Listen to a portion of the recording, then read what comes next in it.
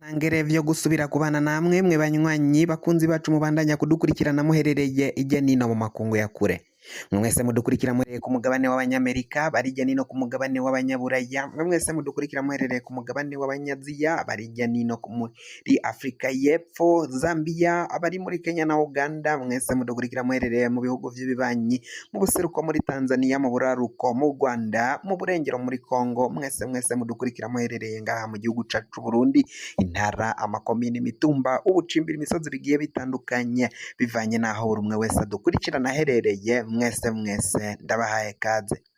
Fyonda subscribe niba ukoresha ururimi rw'icongereza canke niba ukoresha ururimi rw'igifaransa, fyonda sabone hamura cuja ngaha iburyo urafyonda nuko kano kameze nk'agakengeri, amakuru, ibiganiro dutohoza umwanya ku mwanya bizoja bigushikira aho uzoba uherereye hose kw'isi.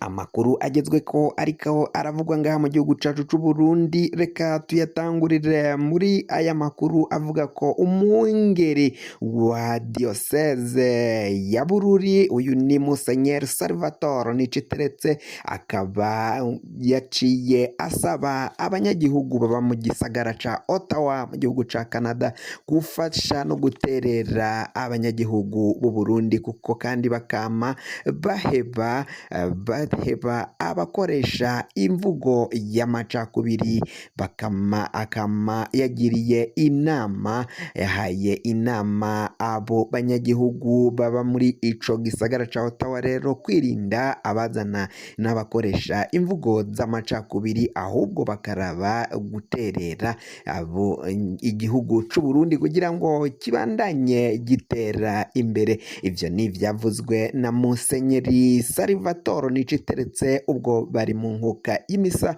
kuri diocese ya Bururi ngaha mu gihugu c'u Burundi. Naho mu yandi makuru, ishirahamwe Parseme ryishinze kugwanya ibiturire rirasaba leta y'u Burundi gutora umuti w'ikibazo c'ingorane c'igitoro kiri ngaha mu gihugu cacu c'u Burundi. Barasaba ko leta y'u Burundi rero yobandanya iraba ukungene ivavanura ikibazo c'igitoro cabaye ndanse kiriko kiragora abarundi bose. Baravuga ko ibingibi bidindiza bigasubiza igihugu inyuma, bivanye nuko atangenzi zishobora kuza ngaha mu gihugu c'u Burundi, bivanye nuko nta ngenzi zihurumbira kuza ngaha mu gihugu kandi bazi ko batazoronka ukungene bashobora kwiyunguruza. Ntago izo ngenzi zishobora kuza mu gihugu kitarimwo ukungene nyine igitoro kiboneka, kuko kwiyunguruza bishobora kuzihenda. Ivyo bigatuma ingenzi ziva ijya nino mu makungu ya kure zidashobora guhurumbira igihugu cacu c'u Burundi. Ishirahamwe Parseme rikaba risaba ko leta yodadanura ico kibazo c'igitoro nk'uko mu bindi bihugu vy'ibibanyi, bihugu duturanye biriko kurako izo ngorane z'igitoro mu bihugu vyabo. Bakaba basaba rero na leta y'u Burundi kwama nayo ishaka ukungene yokurako izo ngorane z'igitoro ziriko ziribonekeza ngaha mu gihugu c'u Burundi, ko kandi nikibonetse kigaca gisabikanwa nk'uko vyakabaye, aho kugira ngo bamwe bagitware bakihagire atawundi munyagihugu aciye akironkaho.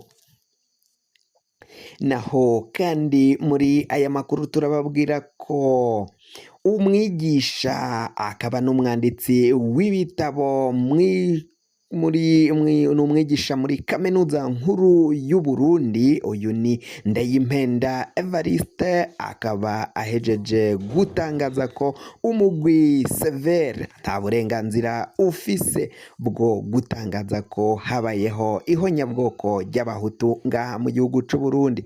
Ivyo ni vyavuzwe na Ndayimpenda Evariste, akaba yaranditse ibitabo bitandukanye kandi akaba n'umwigisha w'umuhinga cane mu vy'amateka n'ibindi bitandukanye ngaha muri kaminuza nkuru y'u Burundi.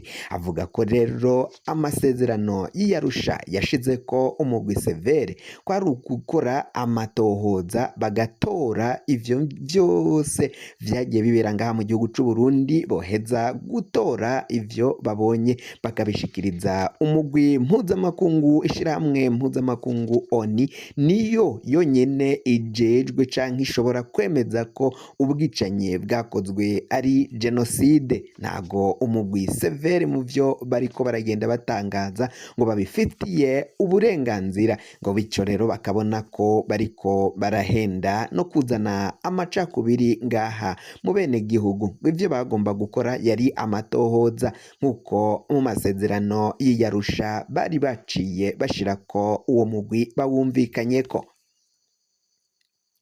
Tuvuye kuri iyo nkuru ivugwa mu mugwi severe rero, reka tunyarukire mu ntara ya Cibitoke.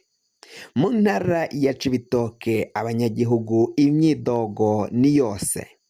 Imyidogo y'abanyagihugu bo muri iyo ntara ya Cibitoke barimo bararira baratakamba bavuga ko batabona ukungene bagiye gutunga imiryango yabo, ngo kuko ibifungurwa vyazimvye cane, ngo nk'ibitunguru bitukura vyahora bigura amafaranga 500 kuri ubu ngubu biriko biragura amafaranga 2,000. Umufungo w'itomati zahora zigura amafaranga 500 kuri ubu ngubu ngo ziragura amafaranga 3,000.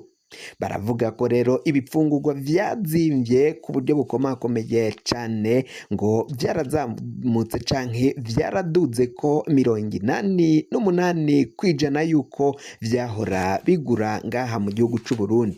Abo banyagihugu bo muri iyi ntara ya Cibitoke bakaba babona ko ubuzima buzimvye, batabona ukungene bagiye kubako n'ukungene bagiye gutunga imiryango yabo. Umwe mu badandazi bakorera mw'isoko nkuru ya Cibitoke akaba yatwiganiye ukungene yamanutse mu Bujumbura, mu gisagara ca Bujumbura yitwaje 600,000 aho yari aje kurangura, ariko ngo yatashe abiboneka ko nta kintu atahanye, wagira ngo ayo mahera bamwamburiye mu nzira. Akavuga ko rero abanyagihugu nabo babahahira canke babasumira ngaho aho bakorera ubudandaji nabo baza binuba kandi ko amahera yaciye abura.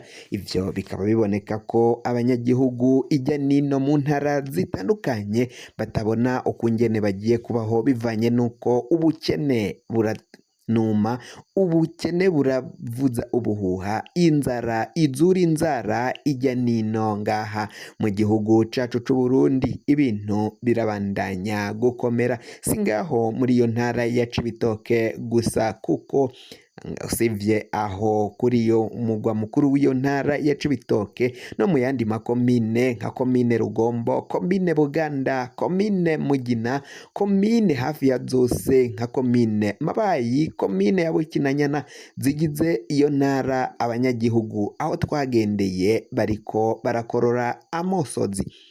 N'izindi ntara saho gusa, kuko no mu gisagara c'ubutunzi ca Bujumbura ubuzima burazimvye cane. Abanyagihugu ntibabona ukungene bagiye kuvyitwaramo n'ukungene bagiye kubaho muri ino misi, ubuzima buzimvye. Bakaba basaba umukuru w'igihugu Varisito Ndayishimiye gushirako imigambi ifatika, imigambi iboneka ishobora kuzahura igihugu bakagishayura bakakivana mu bukene kirimwo. Mbere kandi bakakangurira abenegihugu bakabahimiriza kwijukira gukora no kurondera kungene bashobora kubaho ngaha mu gihugu c'u Burundi, ariko bagasaba ko na leta mu vyo igomba gukora, igitoro kigomba kuboneka kuko carazimvye, kwiyunguruza, abashobora kunguruza n'ivyo bidandazwa babivana ijya nino ruguru kugira bishike mu bisagara bitandukanye abanyagihugu bace babironka, navyo birazimvye bikomeye. Naho vyoboneka iyo ruguru ngo kugira mugabo bishike mu bisagara navyo ni ingorane ihanze igihugu cacu c'u Burundi. kugira ngo amakuru mwene nkaya aza gushikira fyonda subscribe niba ukoresha ururimi rw'icongereza canke niba ukoresha ururimi rw'igifaransa fyonda sabone ama uraca uja ngaha iburyo urafyonda no kwako kantu kameze nk'agakengeri amakuru ibiganiro dutohoza umwanya ku mwanya bizoja bigushikira aho uzoba uherereye hose kwisi. Mwe mwahejeje gufyonda subscribe kandi tukaba tubakengurukira cane muri abo kubahwa. Amakuru yacu nakagaruka nagahwane.